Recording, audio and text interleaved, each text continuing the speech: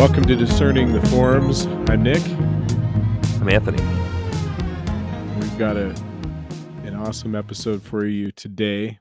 It is movie night, and it's we're going to talk about theology and film.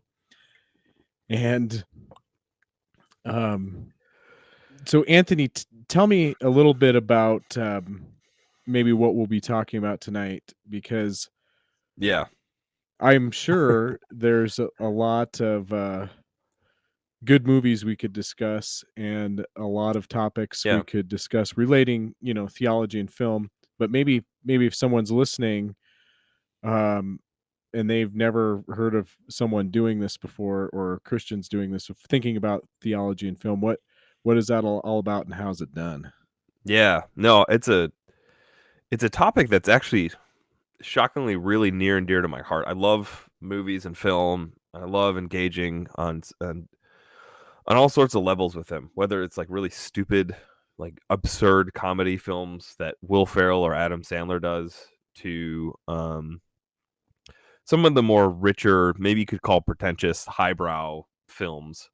Because I think when we sort of started this podcast because of our deep desire to talk about like aesthetics, and film is a part of the aesthetic life. Watching films, and everybody knows this. Like, you all have sort of, if you're listening, you all have your favorite movies, scenes in movies that have made you cry, angry. Like, movies engage us on such a deep level that it's actually hard to like immediately realize that, at least when you're watching them. You can't quite rationalize how it's engaging you, because you have like the narrative, you have the story, but then you have like the images, then you have like music, then you have like the script, and you have messages within that, and then you have messages within the images, and all your stuff you're bringing to the film. How an actor strikes you. Maybe you don't like a certain actor because of the way they look, because they remind you of like a person you knew. There's like just the way that you're encountered, right? Like, even just saying that, like, we could go further with it. We can really, do some deep digging. And so film it just captures us in really deep ways that, it's good to stop and think about it, especially theologically. As Christians, we should be thinking about films and TV shows and it's all sort of the aesthetic life like this, so we can be attentive to where God is encountering us and communicating to us through these things, which I think he does all the time. Yeah, that's good. Well, and I think because there's sometimes this idea, this could be a feeling or stigma in Christianity, in Christian circles or churches, where we don't go there with the movies, or that's between you and your life or whatever. Sometimes people don't bring that into um their own. They don't see how, because God was incarnate and actually walked among us and was physical, and physical things, images, emotions, all those things, those are all part of us too. And so when we tell stories, when we see stories and shows and those kinds of, that all matters, and it all affects us in a way, deeply. And if we miss that, we basically are allowing ourselves to really be influenced, unaffected, or reflective, excuse me. It, and it's not always a positive, negative. It's just a realization that God really works through story, and he works through narrative. So the narrative, we're telling ourselves, the art we're making about it, is going to have, it's going to relate to the human experience in a particular way, even when it's a silly movie, or different genres of movies have different effects. I'll just quote something real quick, because it was something I used in a paper that I wrote like a while ago about a movie. It's Rowan Williams, as most of you, I'm sure, listening in the theology world know who Rowan Williams is. Former Archbishop of Canterbury, just a really beautiful, just profoundly good and thinker, and really just such a deep he has such a good way of communicating, but he talks about in this book called The Dwelling of the Light, which is a book on, he's reflecting on different icons of Jesus. And just where I think it's the baptism of Jesus, there's just five different icons of Jesus, and he reflects on each one of them and does a cool little deep dive. But in the beginning of the book, he talks about how an icon, or we could call an image, is a surface. You can't walk around it, but only look at it, and hopefully through it. It insists that you don't treat it as an object with which you share a bit of space. The icon or image, what you see is human beings in the light of God's actions. And you need to look patiently and not analytically, and to allow yourself to be worked on. Perhaps we should say, allow yourself to be looked at by God, rather than just looking at something yourself. So we can extrapolate that on what film does to us, TV shows, these kind of things. Because I think he sort of distinguishes, and the East does this, Eastern Orthodox do this too, where they sort of distinguish between like the image and then like a statue, right? Like statues are way more, they occupy similar space as we do, right? Like they're three-dimensional. We can kind of, they come up in the same space as us, but like an image is like flat, and we have to like look at it and peer into it in a way. So like the difference between like what a statue does to us, but like, and what an image does to us. It's very interesting to think about that. Yeah. That is interesting. So then what does a movie do to us now that we're entering that kind of space? Right. Yeah, no, I think it now I don't want to sound like an 80s evangelical Christian, but like these things do it, right? Like these things do stuff to us. And however we want to respond to that, we could respond to saying it's all the devil and we just need to throw it off and not engage any of it. Or is God like working within culture at some level, and we need to learn how to detect that, or like to pray and discern the spirit in those, and how the spirit is working within culture, and then how Christians can use that to sort of participate in its redemption. So there's like a clash of the classic, like, how do we engage culture? Do we accept all of it? Do we throw all of it off? Are we Amish? Are we mainline Protestants? Or is there like is there a deep tension to be had for us? Which that's kind of where I usually dwell in these cultural debates, right? Like, I don't believe in, because I didn't grow up with like in a Christian household. I wasn't raised like as a Christian and had these like really, I watched like Wayne's World when I was like 9 years old, right? Like I watched like Happy Gilmore. Yeah. Your mom didn't tell you not to watch the Smurfs, Yeah, no, that was a thing wasn't in the 80s. I don't know what was it. Yeah, I don't know what the Smurfs did that was so bad for evangelical. I don't know. Maybe it's like what they're thinking like is the subtext. What the hidden meaning. We could always talk about hidden meanings. Hidden meaning and it's support. But, so that was one thing those 80s evangelicals got right. They could tell something was going on that's affecting kids and people. That's my point. So, yeah. That's my point. We don't necessarily disagree with that, but we're not like crazy, like, all right, now ban your kids from the Smurfs or whatever. Right, because there's something, there's like something to be said. And I was having a conversation with my neighbor. This is a little while ago, but just on the inevitability of our kids encountering things, right? Like our kids are going to encounter the world at a really real level. So it's like, do we like shield them as long as we can, and then then we deal with it as it's hit with them, or are we going to try and teach them at a deeper level how to just engage the world as persons?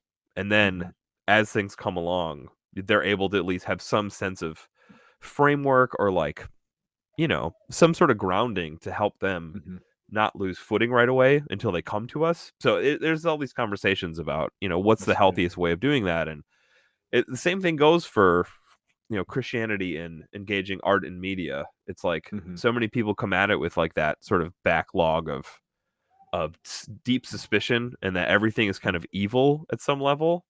And I'm just not of that persuasion. Not that things aren't evil or that evil isn't working, I think, but like my sort of conscience was kind of seared early on about like comedy, and like I said, like Wayne's World at like 9 years old, Happy Gilmore, Billy Madison, all these sort of really stupid, really silly, but like really, I think really brilliant comedies. I think they're actually very smart and really funny. But I was not banned. I wasn't allowed to watch, stuff that you shouldn't be watching when you're that age. But like, I don't know. I Oh guess yeah. I have a very different perspective than many that I've encountered about this Yeah. stuff. Yeah. So, well, I guess it just goes Excuse me. back to the point that movies affect us at this deeper level, almost, goes beyond reason. Yeah. And that's something that we've talked about on the show, that you're not just reduced to the information that you happen to assent to or whatever. Yeah. You know, You're not a as brain on a stick. brain on a Just yeah, right. stick, as You're not James like a K. brain on a Smith said. stick. Yeah. Yeah. God, God didn't make your body just so it could take your brain to the church, to Right. download a sermon. But Yeah. so It's not just information. yeah, It's not just like a accumulation of facts that yeah. like makes us Actually, who we are. Right. Yeah. right. And so right away in creation, as God has created us as images of God, he says, "Go and subdue the earth, take dominion." And those words, they're interesting, because if you say subdue the earth, that means the earth is kind of a hurly-burly mess that needs to be beautified. It needs Yeah. to be There's something to cultured, do. and Yeah. yeah. And to take dominion has more than just, there's a lot of way people spin that, either um I mean, Yeah. someone could get Dominate weird or and something. political with it, or Yeah. yeah, or they, Yeah. creation care or something, but it's actually kind Right. of a cultural uh Yeah. term that says we're really to make the world a place of worship and beauty. Yeah. And so we are just our cultural beings. We tell stories to each other. It's how we pass on, and really are socialized into who we are, uh, Yeah. our place in the world, what we think of ourselves, and what we think is out there. And um, so yeah, it's interesting. So then the rise of film and images, and the ability for it to just connect with us at that more deeper irrational level, makes it a really powerful medium. Yeah. No, the Yeah. cultivation of beauty is like I think Hmm. at the core of I think if we're gonna talk about Christianity and culture, I think the Hmm. cultivation of beauty is like Christians can be the one who actually cultivate the truest beauty because we worship, Hmm. right? We know the Yeah. true beauty who is the Yeah. triune Beauty is God. So objective. God is beautiful. it's Yeah. objective. Yeah. God is beauty, right? Hmm. He's the talk about divine simplicity, which Hmm. I think that'd be a cool episode to talk about stuff like that. Hmm. The different Yeah. varying opinions of that, and but I sort of adhere to that sort of classic doctrine. I think Hmm. it's very helpful in engaging Hmm. whether apologetically or whatever, but like in terms, especially talking about aesthetics Hmm. and sort of moral and stuff like that. Like God is he is beauty like itself. Hmm. Like there isn't like a part of him that's beautiful. Like he is beauty. He's the fullest of that sense. So whenever you're encountering true beauty in the world, you're like Hmm. getting like a glimpse of beauty Yeah. itself, and that's God. Hmm. So yeah, Yeah, that's no, I good. love this. It's a good topic. I think about it often, almost every All day, right. actually. So then I want to pick your brain. I want to pull some of that stuff out that you're thinking about. So Yeah. before we get into, um maybe, because we're gonna ask, what our favorite movies are, and before we get into that, I just want to ask you, is there anything else kind of going on in your head as you're thinking about it? Like, what is it that draws you to film as a medium to think Mm, about God, um, yeah. Well, or spiritual truths or something? yeah. Um, I think there's like a few things. I'm not gonna go ramble on here, but I think there is a part of me that is. I think a lot about how you can encounter real humanity in a Mhm. film. You can encounter Oh real yeah. emotions. I mean, if it's done really well, obviously, you can get real campy movies that really try to twist you and manipulate you into feeling certain ways. But I mean, that's true, and I can sense it in a second when I feel it. Whenever I'm like watching a movie, um, I can really sense when they're heavy handed with something, right? Like I Yeah. can really sense like, oh, okay, like I get it. But a lot of movies can do things much more subtly, and you can, and again, that is like all things, we're manipulated by everything, right? Like everything sort of, whether we're hungry, it depends on the state of mode we're in, but like there's ways in which I've encountered stuff in films that have like really changed me, like really deeply changed me. Even like my understanding of like my vocation and my calling. You know, I remember seeing Manchester by the Sea, which I don't know if you've ever seen that film. It came out in 2016. Casey Affleck, Ben Affleck's younger brother, plays a guy who, and I recommend it. It's a very, very heavy watch, but it really, if you want to see grief done well, it's probably the best time I've ever seen grief as like a done in a process movie done on a context. film. Yeah, because in the movie, something really, really horribly tragic happens to him and his wife, and he has to move away because he can't live in the same town anymore.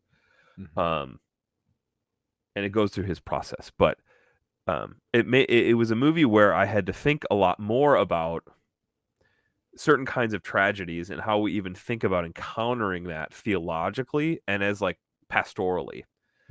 It really gives you shapes sort of the imagination about, you know, this movie isn't trying to manipulate you. Like it's sort of studying a guy who is going through something that is so horrendously painful, and how he deals with it is not like, you don't have these overblown like monologues where he's weeping and the music's sad.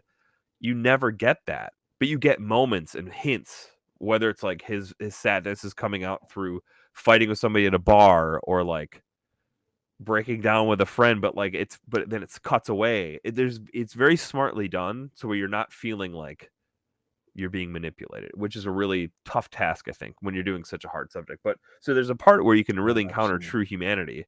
But then in films, which I'll talk about in my favorite ones, guys like Terence Malik, where you actually encounter transcendence, like powerfully and really, really well. See, that would be hard to capture, I think. There's like, I think for there's director.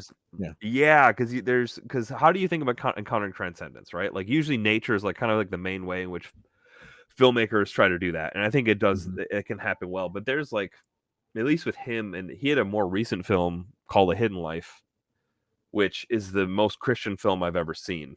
And I mean that as like, you want to see an actual Christian film, A Hidden Life by Terence Malick is like as Christian as I've ever seen and as genuine as I've ever seen. A genuine of even a prayer on a screen. Like I've never felt prayer, like not like that kind of, like I've had moments of like reverence and awe in like a movie theater, but I've never been like, I'm praying right now with this character. And like I'm deep, like it's crazily, it's so powerful and beautiful. And so I recommend that to people. That's a way of encountering transcendence. It's through certain kinds of filmmakers who have certain types of orientations, and he's one of them. He's still alive too. The way they can bring that through in this medium can bring transcendence as well. That's something too. Beautiful. Sometimes we'll talk about, they'll say, and usually we talk about nature, you know, you're before a beautiful nature scene and you see the rushing waters of a waterfall and a beautiful mountainous scenery, and all of a sudden you're like, oh, there's a God. Or you hold your baby for the first time and you're like, oh, you know, God, meaning, beauty, transcendence. But this can happen too in art, you know, and in film as a medium. And again, it's like, it's an embodied experience. You know, film, you're not just like like a lot of people think about movies. You describe it afterwards, but you feel it first. It's like you think of it as somehow an escape. Like there's this idea that all movies are escapists, but it's like, I don't think that anymore. I think there's a way in which they can lift you out of your current day. If you're really having a hard time and you're struggling, it can give you a place where you can kind of retreat to, and you could think of it as some sort of escape. But it's also like you're being attended to at some level by this film, whether it's by the director or God, or like, you know, however an actor is delivering a line, the music, you know, all these things it can be even medicine for the soul. At least for me at times, it very much is that. So, but we can get into that more when we talk about favorite movies. Yeah. Well, I guess let's move into that. So what are your favorite movies, and just tell me about it. Like, oh gosh. Yeah, let's open up that. Yeah, so this has always been hard. That's always hard for me to do because I have so many that I love. Like I said, like I'm a little bit kind of this is your thing.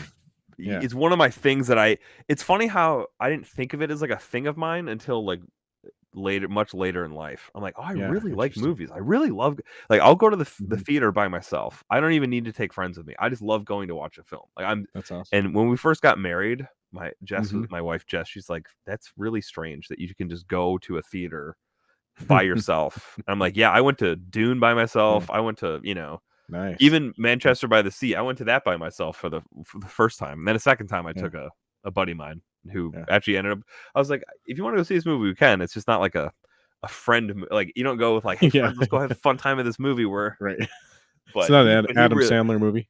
No, it's not Adam Sandler or Will Ferrell.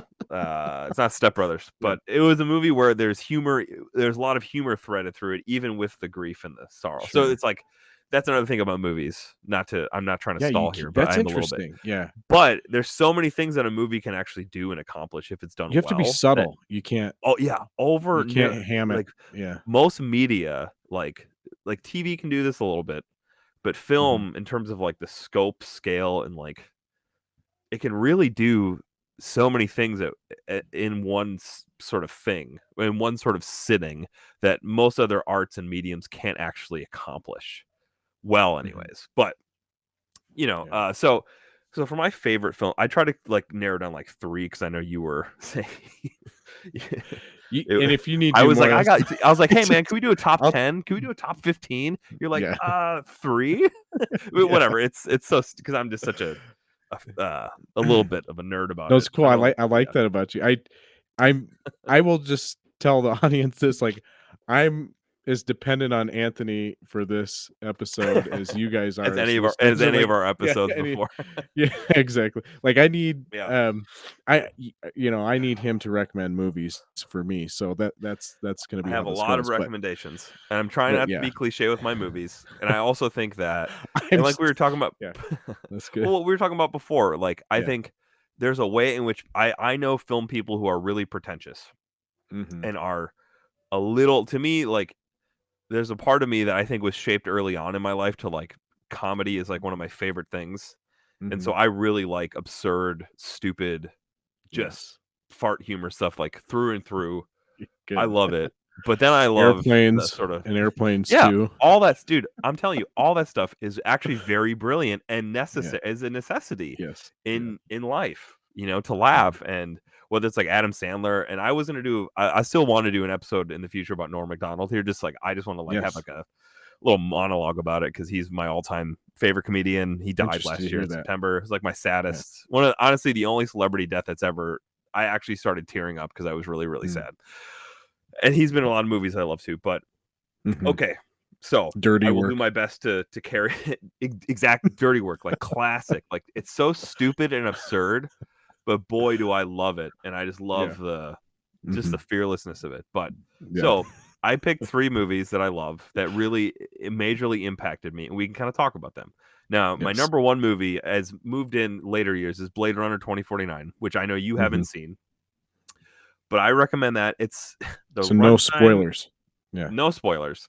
The runtime is 2 hours and 43 minutes.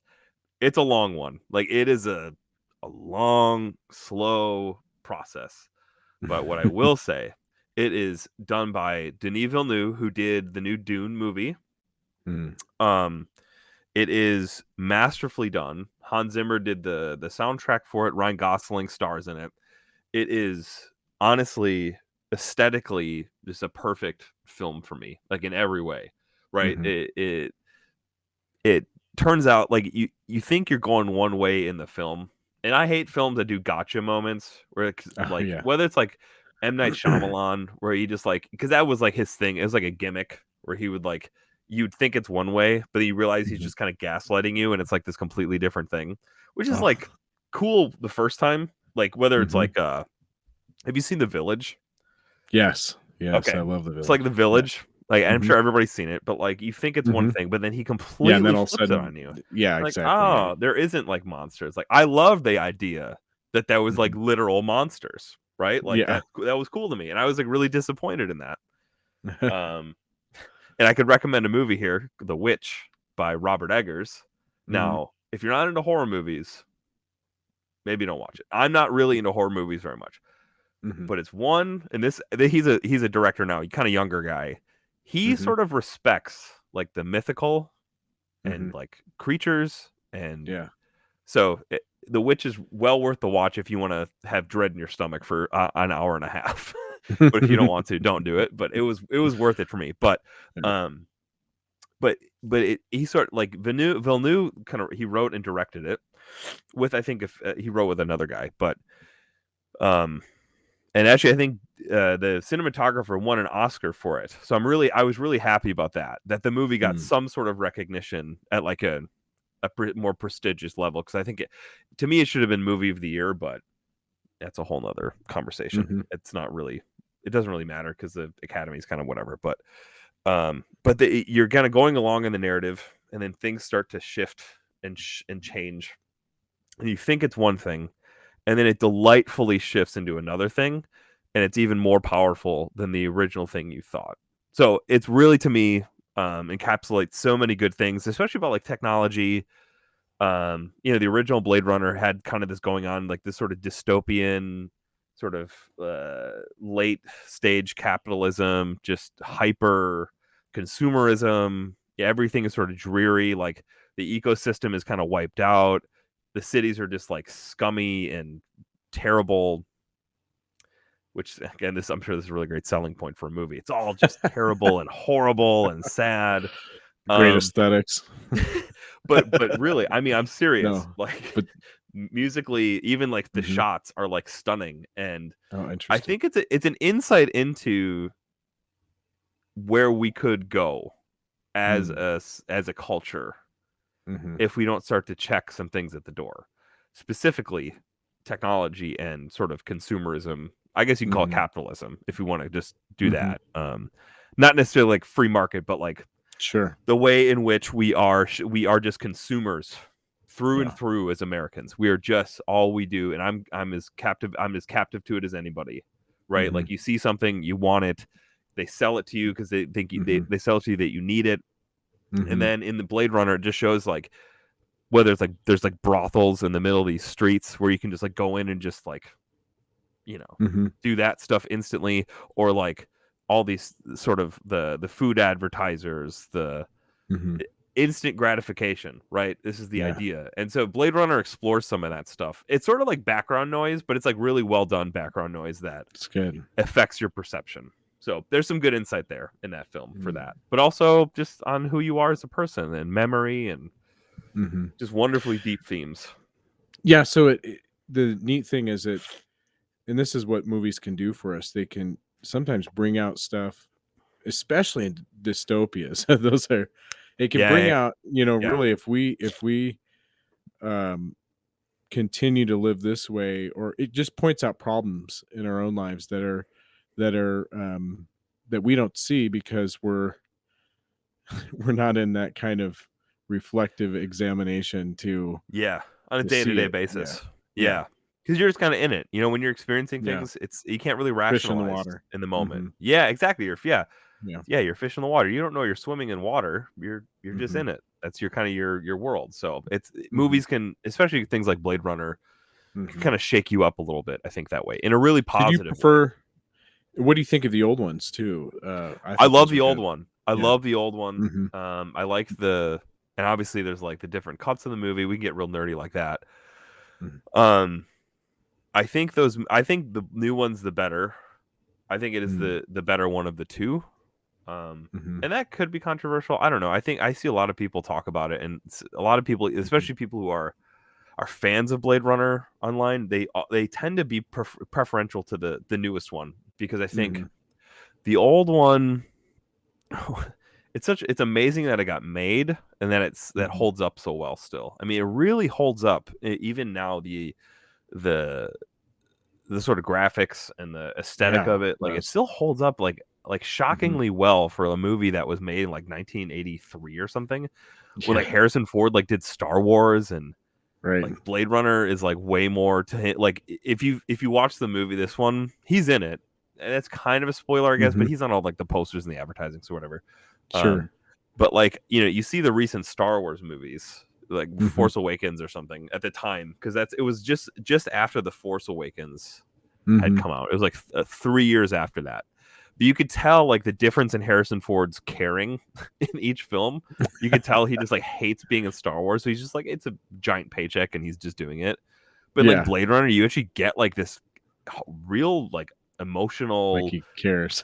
He really cares about the movie and really likes it. And even if you look at when he was doing the sort of, how they go on tour and they do interviews and stuff like that, you go watch the interviews for him doing Star Wars and the interviews with him doing Blade Runner when he's doing like the interviews with Ryan Gosling, you could really tell what he was enjoying and doing and what he was really not enjoying doing. And Blade Runner clearly was the one. And unfortunately, it completely bombed at the box office too. Like it didn't make its money back, which is shocking to me. Well, it's not shocking because it's a 2-hour, 43-minute slow burn sci-fi in the midst of Marvel mania, like at the real peak of it, right? So it's kind of like that, which is unfortunate because I think if the more people would watch it, although I would say my wife Jess walked on Emmy watching it one time.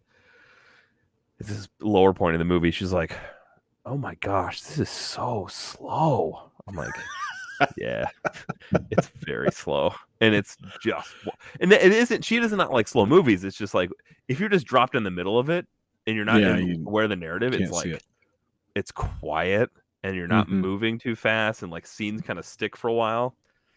It's hard. You got to be trained a little bit to really love that stuff. But it's good though. I don't know. It's so good. tell me more. What did you? What did it look like for you from a theological perspective watching Blade Runner? It's an interesting question. Shockingly, I haven't overly rationalized about this. I think technology, these main things to me are like technology, love, like how that shapes us, how that creates what it does to human beings. Especially in like a dystopian setting, like what makes us a human, what makes things good, how do you know that you're loved? Like these are the themes that they're kind of playing on. And logically for me, part of it for me is, what does it mean to, what does it mean to be really like human, and what is like that sort of core element of that? That's a little cliche to the movie, but I think that's really what it plays on, because at one point you're not sure whether or not Ryan Gosling character is a human or not. So you have to like wrestle with that, like what does it mean, and like how do you identify that? And memory is a major component of how the movie sees what it means to be human. You have, for the replicants, you have memories that are created and given to them and implanted in them. They're not their memories, and it's actually illegal to use real human memories to put in a replicant. So, which is really interesting to think about. If how memories make us and shape us into who we are, and which is true. So I mean, those are some kind of the themes of it, and there's probably more if I was watching it. I could just like immediately like pull up some things, But off the top of my head, I think, what does it mean? Yeah, it's kind of hard when you're still kind of processing. Again, like we said, it affects you at a deeper level, and you're experiencing I couldn't. all of that. And I'd have to spoil some things to go deeper. You just spoil some things, what I mean? And you're being I hesitant, don't want being to do nice that. to me and kind to me. Thank you. Yeah, I'm not going to do that because I really want. So what's your next? Yeah, let's move on to the next one. What was the next one? I'm hoping I see one of these. So this one was one of the.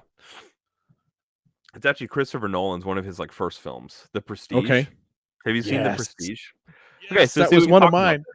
There we go. I was too cliche doing that one. No, dude. Or too goofy doing that. Is one of the all-time greats. I think it's actually, to me, it's my favorite Nolan film. I love that one. Yes. Easily. It's easily his best. And I could argue all day about that. And I will argue.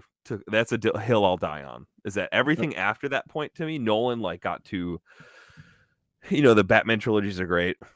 Not Interstellar. Well, yeah, I could there's a lot of things I could say in critique of Christopher Nolan. I think it's really cool that he like is able to exist and make really like big films, because I think he is like a talented filmmaker, and I think he has really interesting ideas. But he's gotten a little bit too, how to put it. I'm not really like looking forward to any more of his films. I'll put it that way. I'm like not like a huge fan Why of is that? Nolan. I haven't kept up with. I don't know Yeah, well, I don't know why. I guess. okay. So if you've seen his movies, you'll understand that like he has some major themes that he toys with, but he always toys with them within the realm of like material, like natural sciences. He's very humanistic in his approach. He's very grounded. So like in his, in the Batman films, nothing is supernatural in the Batman films, right? Like it's all just sort of, which is fine. He's kind of You don't have. disenchanted.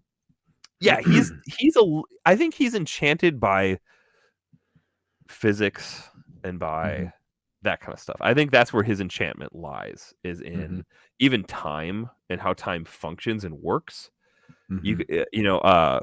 Tenet, I think it was one of the last major release he had was Tenet, which stars Denzel Washington's son, and Robert Pattinson, which I saw that in the theater with a friend of mine, and we couldn't figure out if it was genius or if it was stupid. We could not really quite discern whether or not we're stupid, if we're too stupid to actually figure it out, or if it is actually not. So it was Those like are the best kind of movies to go see. you could say that. You could say this.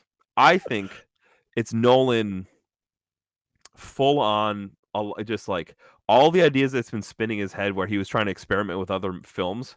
It's a downpour in this film of those ideas. And I'm kind of sick of it. I mean, I get it, Nolan. Like, this is kind of stuff you've been treading for a while, but The Prestige, to go back to something that I love, and I think he's a little more boxed in.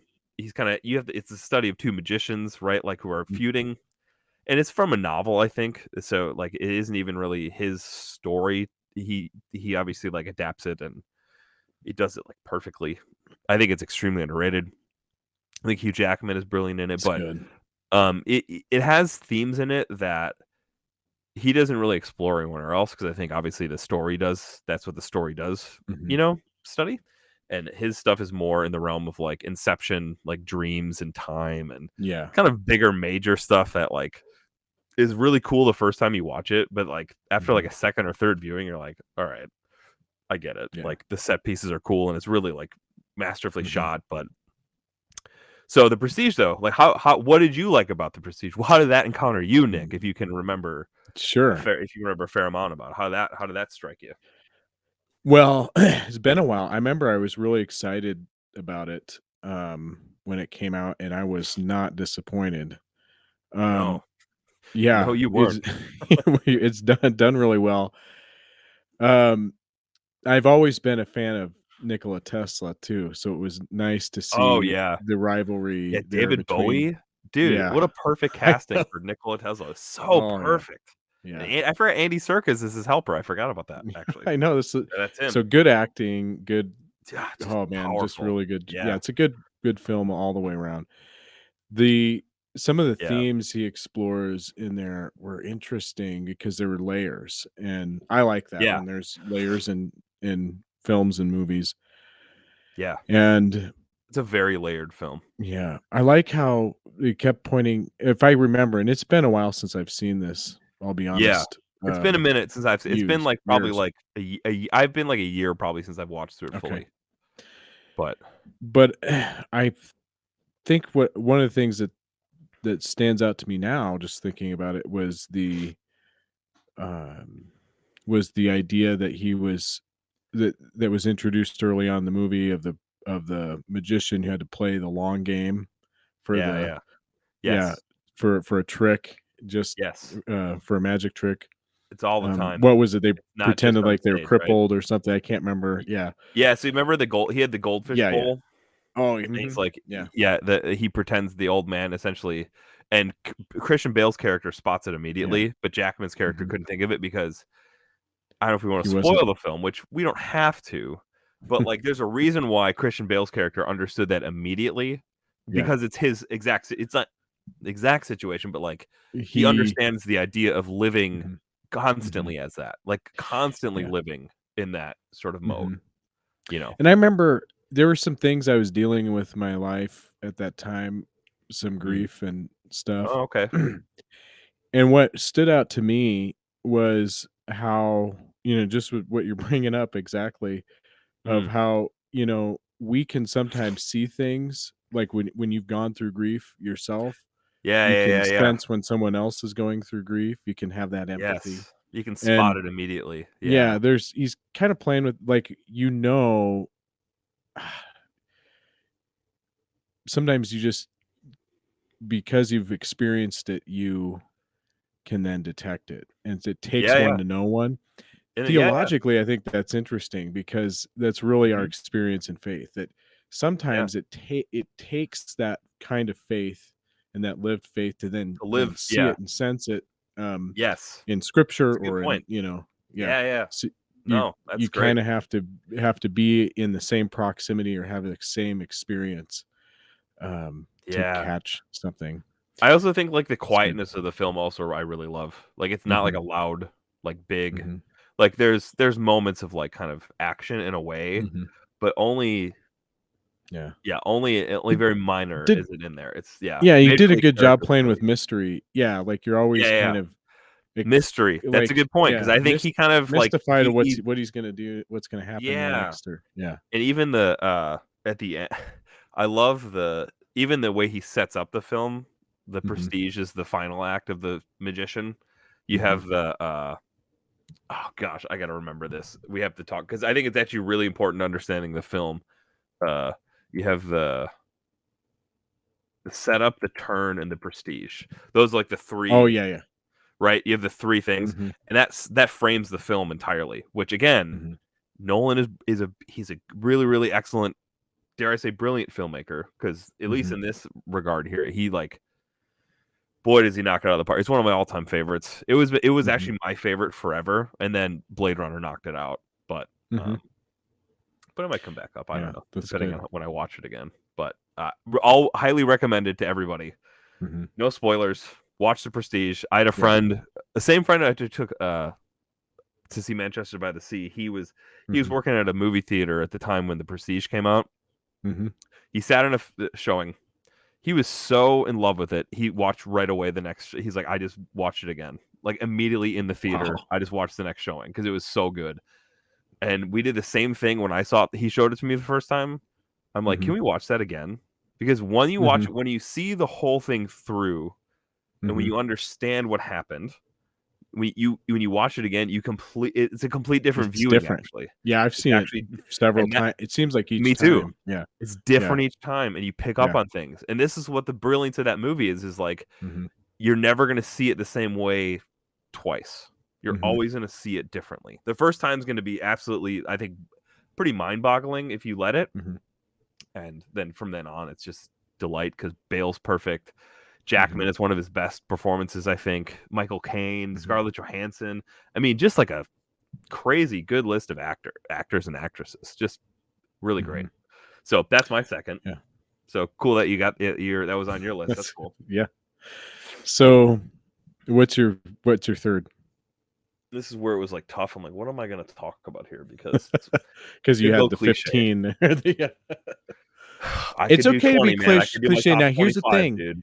Before you do Yeah. this, and I want the Yes. podcast listeners to know, I'll break I'll get rid of your highbrow right now, Go because for it. here's the thing, the real you Yeah. enjoys the cliche, and you know it, and you don't wanna tell anybody about it, but if you're real and authentic and honest with yourself, Yes. you like Yep. it. Don't deny it, so That's right. Yeah. I No. got that out of the way. There's no like. There's no need to be pretentious here. We've Films are already got we've already everybody. been talking. Yeah, we've already Yeah. mentioned Adam Sandler and Will Ferrell, so We we're all have we're different good. experiences in life, and movies hit us differently. And it's okay if you like a movie that most of the critics hate. It doesn't Yes. matter. That's not what's important. Like Mhm. critical acclaim is like cool and everything, but it's literally the least important job probably on the planet, I would say. One of the least. In terms of like Yeah, its necessity, and like it's cool to like have people that can have good insight, but yeah, yeah, films is about, embodied experience and yeah. bringing your stuff with you to the film and having being mystified, and then like Mhm.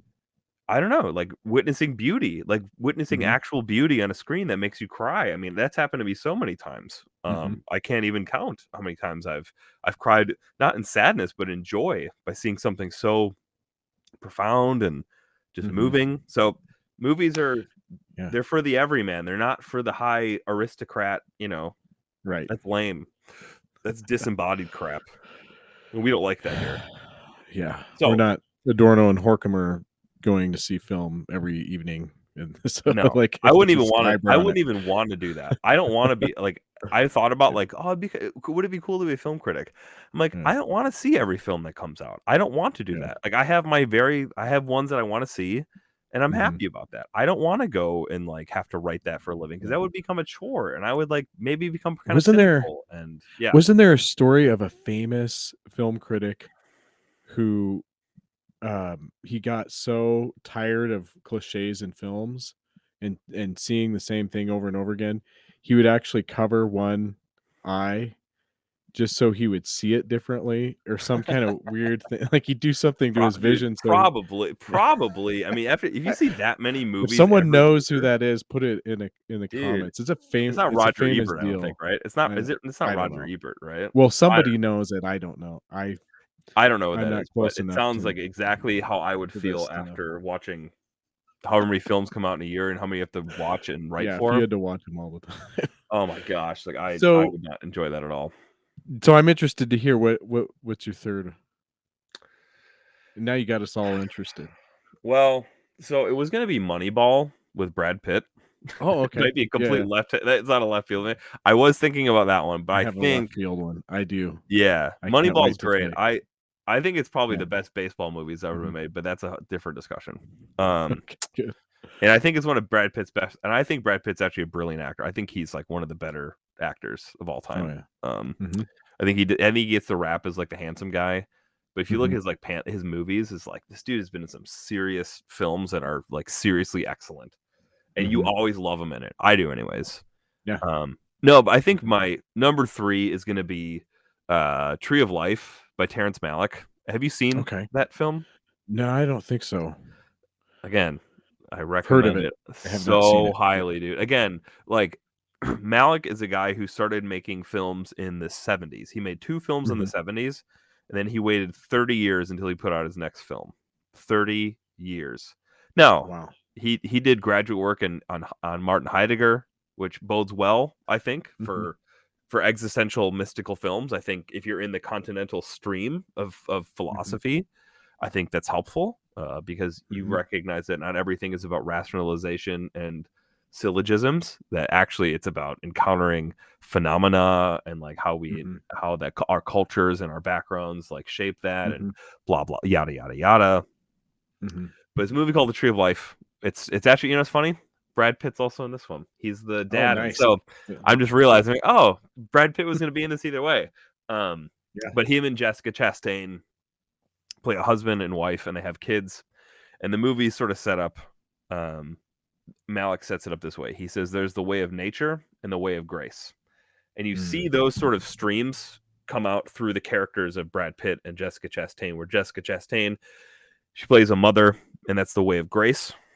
You see how she encounters the world, and then you see Brad Pitt's character, the way of nature, which is much Mm. more hard, very aggressive, very like you have to do this, you have to work hard, you have to constantly do, you know, if you to uh, to survive, you have to do whatever you can. You know, you kind of are. Mhm. He's very, the way It's they like a handle things. survival of the fittest Kind of, yeah. It kind of gets into this mode of experience. like, Yeah. even the way they raise their children, they both come at Mhm, it from like very different angles.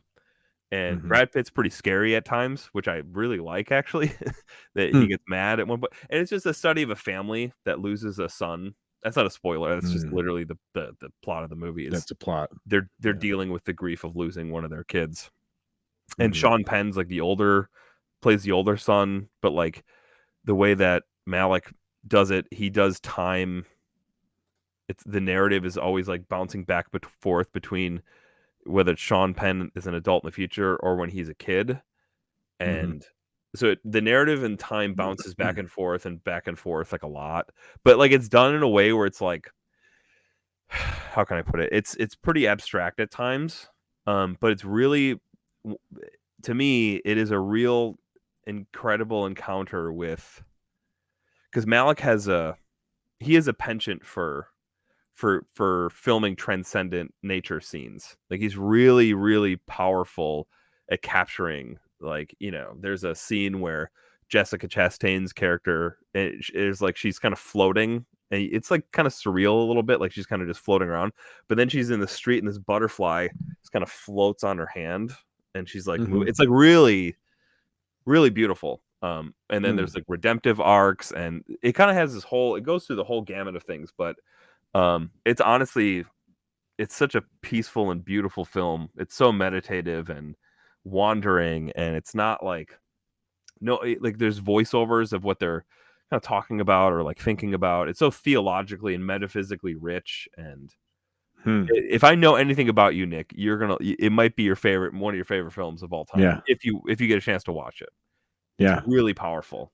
I couldn't That recommend it highly enough. Yeah. So that's my third. There's so much to go on there in terms of like. Thank you for that. That's good. Yeah, yeah. There's so much to go on, but I think it's better to experience it than for me to rationalize and tell you everything that I think about it, because I have my own most of these. perspectives on it. Yeah, it's gonna be most of that stuff. Yeah. Like, think about your relationship with your parents. That's gonna come into this real heavily when you watch this film. Like, it's gonna be front and center for you at times. So, which is good. You're encountered by your own perspective on mom or your dad, and everybody kind of has a preference. I know this is kind of how kids work. You grow up and you sort of prefer, and you don't know why you prefer them, and so I don't know. I don't want to say anything more than that, but it's really, really, it's a beautiful, beautiful film that I've gone to a few times. I've watched like 3 or 4 times, I think. Okay. I've loved it every time. So, yeah, it's good. It's good. So The Prestige was one of yours. So right? Prestige is one of mine. Yeah. Yeah. And basically I'll sum up my others because they will kind of be put together. So, I have to say this is going to be, I don't know if it's cliche or just like nostalgic or something, but growing up in the 90s, the Tim Burton films were really a big deal, Yeah. So a lot of people, know Tim Burton and his work and what he tries to do. And so I really, of course, liked the Batman. I liked the Michael Keaton Batman. His versions of it. Yeah. Keaton Batman. Yeah. And I liked what Tim Burton did with it, which he went off script with the comics. Which frustrated maybe some comic lovers, but he did a lot of interesting things because Burton has this background and kind of he's pretty postmodern. Yeah. And so a lot of the literary he kind of takes on different kind of classic themes or literary themes too. Different ways. And so yeah, with Batman there was a lot of this theater involved. So Batman, you notice he's not like the tough martial arts guy. Michael Keaton is not a hulking man in any capacity. Yeah, he doesn't even know. He's kind of fumbly, but he's just but what he can do is put on a good show. And it's basically his suit is basically, it's got armor and stuff, but it's mainly a costume. It's mainly for theater. And all of the characters, whether it's Joker or and the other one's Penguin and Catwoman, it's all theater. Yeah. So they're all playing some kind of, they're actors in a place. Very Kierkegaardian a little bit. There's a lot of that going on. So I like what he does with his movies like that. And so my kind of funny, silly one for everyone is my favorite one. It's would be Pee-wee's Big Adventure. I think you mentioned this to me, I and I was like, told you this. "Huh." Yeah. Well, I loved it. This I is loved that film when I was a kid, yeah. but you said you had, like, an Yeah. interesting take on it, an interesting spin to it that I Yeah. hadn't thought of before. Well, it was kind of funny. Me and I have a friend who we would joke around about because I liked Pee-wee's as a kid for some It's reason. a good movie. It's a great movie. It's a cute movie, but it's really strange and interesting, and there's a reason why, and it's thanks to Tim Burton's directing. But I read a Oh, book. yeah, I forgot he directed that. Yeah. I read a book a while back ago. I think it's something I was trying to look it up before we Mhm. started, but it's a book by called something like Why Movies Make Us Feel Weird or Oh, something like yeah. that. Yeah, And sure. there's a whole article on Pee-wee's Big Adventure, and it interacts both with the movie and his Playhouse character. Um, but the reason why that movie is so strange and interesting is it's actually a kind of a an a critic it's like critical theory, and then it critiques modern day consumer capitalism. So the whole Mhm. movie is a kind of a metaphor of the predicament we're in. So maybe this can Yeah. spin us back into the Blade Runner thing we had before, but Yeah. that you brought up in the beginning. But if you notice in the film, Pee Wee Herman's character is kind of a representation of us in the sense that we're we've built our own identities around our consumption. And so you notice his whole Mm. house is just a bunch of toys and things that um he's sort of this Don Juan character, but he he's in love not with a woman but with his bike. The bike replaces the woman that he Mm. goes to chase and find, Yeah. or that gets lost and he goes to find. The um the the his own character is shallow and somewhat mixed gender. There's that whole scene. There's even a question of gender and identity there going on in the film. And Yeah. the scene where he has to dress up as a woman, Yeah. but Yes. there's just all sorts of questions about his own sexual orientation. So it's kind of a strange thing, but it's basically, and then he has this kind of boy character of um, going out. Then the whole narrative is built around him as he goes to try to find his bike. He meets all these other characters in the world that are somewhat like him in that, but they're consuming something different. They're part of another Yeah. community. And so Mhm. he's encountering others in different communities, whether it's homeless people or bikers or um, Yeah. you know, a waitress or whoever. Right. So the whole movie is him going on this journey where he kind of grows of age, and it's a metaphor of our own, growing Mhm. up and Mhm. growing out of some of just the shallow consumer identities that we can sometimes have as a kid of just I can't wait to get this for Christmas, or like those kinds of things, and you grow up. I mean, it's just there's weird things going on in the film Yeah. that It always struck me strange when I was a yeah, kid. It always felt weird at yeah, times. yeah. It was a weird movie. His character's weird. I think for Paul Rubens, I'm not. I know he had a lot to do with some of the way the movie went because he had the character in mind and then they kind of framed around Yeah. it. But I do think it's Tim Burton's genius that gives it its really wild postmodern edge, Mhm. um, where, but the question is um, it kind of questions the way we build our identities and Yeah, how yeah. we're Sure. relating to people and objects and stuff Mm. like that. And um so as much as someone uh would would want to go back and watch that. If you watch that and just kind of keep all those things, there's little things even in the Yeah. movie, like for instance, the part where he's trying to get his bike at Warner Studios, and he Yeah. accidentally, runs through several movie sets.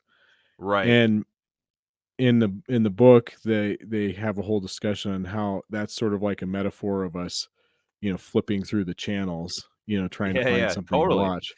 It's interesting having It's that framework yeah, because when I was a kid, you're yeah, just like, it's Pee-wee and he's like silly and yeah, all the deeper themes are just not. You're like, even the scene where he's like in the dressing as a woman, it's like I felt yeah, uncomfortable with that, but I couldn't exactly tell yeah, you why, you know? yeah, Um, and now I could probably give better voice to that, but that's cool. That's cool. yeah. It's an when you told me that, I was very intrigued by that sort of analysis, and I think Yeah, it seems right to me, at least in my memory of yeah, it. But yeah, and so, yeah, it just going back, watching that again as mm, an adult, mhm. um, and Yeah, you're gonna have a especially very after different reading that one. experience probably. Yeah, Yeah. you do, and you can see all that kind of going on.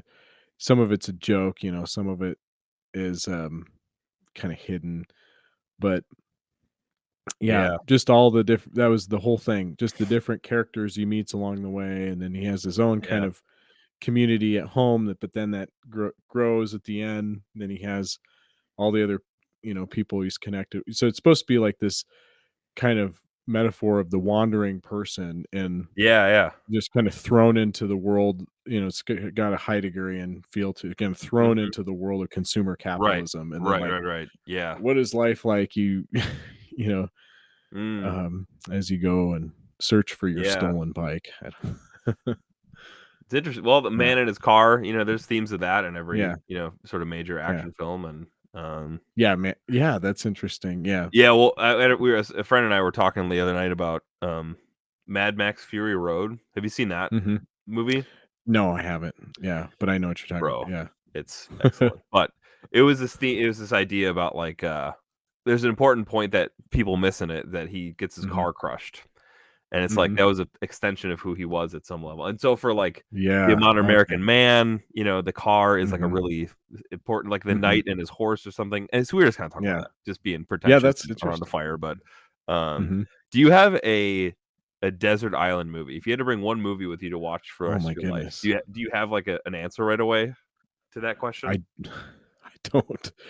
Yeah. Um, man, I don't, it's harder because, I guess I probably watched most of the movies after my wife and I, um, started getting together because she really liked movies and acting and Yeah, stuff, yeah, yeah. Yeah. or she's friends with actors and things, but Oh, okay. That's interesting. I mean, not rea I mean, in school, when she was in school, that kinda Sure. thing, No, the yeah, I acting mean, but crowd. just Yeah, yeah. yeah, yeah. So they'd watch movies all the time, and that's how I was Mhm. kind of, introduced to watching movies. Because otherwise Yeah. I would spend my time doing other things, but Yeah, yeah. so movies have kind of grown on me in in a different way. So I don't know, I'm gonna push you harder on that. I'm gonna push you to watch more movies. I think it'd be good for your soul to yeah. do that. But that. Well, you've recommended some good ones that so Yeah, I'll have some yeah, movies to watch here. Yeah. yeah. Um, no, I love film. I could go on and on about it. Uh, it's an important medium that I think Christians need to engage better and more of. Mhm, 'Cause I think we are at least in the just kind of bring it to a close, just to mhm, kind of bring it to kind of a close. Just the way mhm, things are going now with movies is like everything is either being rehashed or it's like mhm. being rebooted, and there Yeah. the need for like original creative sort of film. I mean, film's hard to get Mhm, made because it's expensive and uh, mhm, but you I would love to see more and better films, and especially by, like, Christians who, like, engage it mhm, well and, like, make like, guys like Terence Malik and, um, mhm, even I think Mel Gibson had some pretty good films actually he made that he actually, like, wrote and direct, like, the one with Andrew Garfield where he was, like, a military medic that, mhm, like, got was, like, Oscar nominations for it, so, like and I mean, mhm. take it what you will if you think Mel Gibson's a Christian. I know he's, like, Catholic anyways, I but, like him. you can Yeah. take that or leave it, but it would be cool to see better and more original Yeah. ideas that encounter something different than what. Yeah, I think we're at this turning. Yeah. I think we're at this turning point where something new needs to happen. I don't know if it's just it seems me like getting old or yeah, no, because I think Marvel's kind of lost its. I mean, gosh, I don't want to talk any much Star longer. Wars and Marvel, and Star Wars I is don't more get dead than disappointed. Marvel. Yeah. Even because I saw the new Spider-Man film, I heard it's good. No Way Home. Yeah, it's like actually excellent. I went into it with incredibly low expectations, which probably helped. But like, because I wasn't even interested in seeing it. I just kind of got roped in with a group of buddies. They were like, "Hey, we're gonna go watch Spider-Man. Do you want to?" Like, I guess so. And they bought the ticket, and so I was like, "Okay, I guess I'm going." And I was like blown away. I couldn't believe how good it was. Actually, it was like shockingly very, very, very good. So, but hopefully, in the realm of future movies, it would be really cool. I think you're right. Like, there is like this sort of swell to something new is going to start to appear, and I'm excited for that because I think things have gotten really stale. Dune was a nice caveat from the staleness, I think, in terms of big box office movies. But I'm interested to see the future of film and if Christians will step up or just like get good, better directing and better stories but yeah. So awesome. Well, thanks for listening to this episode, and thanks for joining us. And hey, leave your comments. What movies have you been watching? What movies should I see? Because what Anthony's movie probably should Nick seen it. what movie should Nick see? Give him a list of movies Right. to see. I'll offline give him some, but yeah, leave some comments. This is my daughter. She's saying goodnight to me and giving us the love. Yeah. Good night. Yeah. All right. Well, join us. Retweet. What? Leave a comment. Retweeting is what. Yeah. All that. Email all us. Right. Yeah. Email. Thanks for listening.